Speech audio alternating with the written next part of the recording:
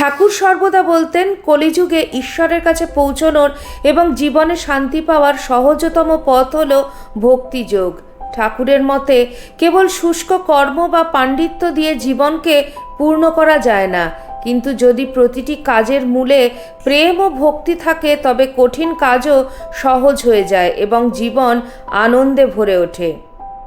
ঠাকুর খুব সুন্দর উপমা দিয়ে বলছেন, হাতে তেল মেখে কাঁঠাল ভাঙলে যেমন আঠা লাগে না, তেমনি ভক্তি তেল মেখে সংসারে থাকলে সংসারের আসক্তি বা দুঃখের আঠা লাগে না। আমরা যখন কোনো কাজ করি তখন কাজের ফলাফল নিয়ে দুশ্চিন্তা আমাদের গ্রাস করে, কিন্তু যদি সেই কাজ আমরা ঈশ্বরের প্রতি ভালোবাসা থেকে করি, যদি ভাবি এটা আমার কাজ নয়, এ কাজ ঈশ্বরের সেবা, তবে সেই কাজের চাপ আর থাকে না।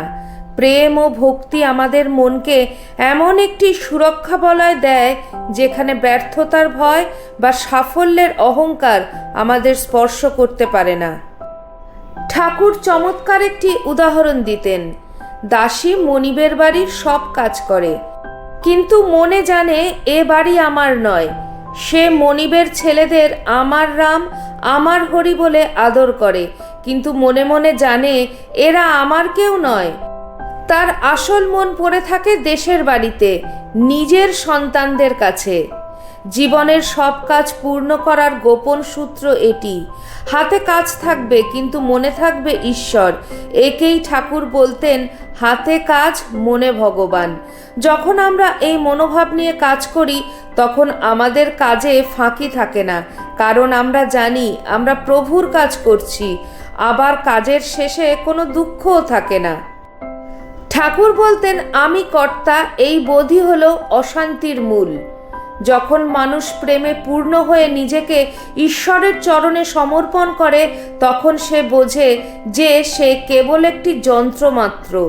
এই সমর্পণ ভাব থাকলে মানুষ তার প্রতিটি কাজ, তা সে ছোট হোক বা বড়, পূর্ণ মনোযোগ ও নিষ্ঠার সাথে করতে পারে, কারণ সে জানে এই কাজের মাধ্যমেই সে তার প্রিয়তম ঈশ্বরের পূজা করছে। ঠাকুর বারবার বলতেন, আন্তরিক হলে তিনি শুনবেনই। অনেক আড়ম্বর বা বড় বড় আয়োজনের প্রয়োজন নেই। কাজের মাঝে যদি ব্যাকুলতা বা খাঁটি প্রেম থাকে তবে সেই কাজ সার্থক হতে বাধ্য। ভক্তিপূর্ণ হৃদয়ে করা সামান্য কাজও ঈশ্বরের কাছে বিশাল যজ্ঞের সমান। প্রেম থাকলে কাজের ক্লান্তি আসে না, বরং নতুন উৎসাহ পাওয়া যায়। এটিই হলো আসল পূজা।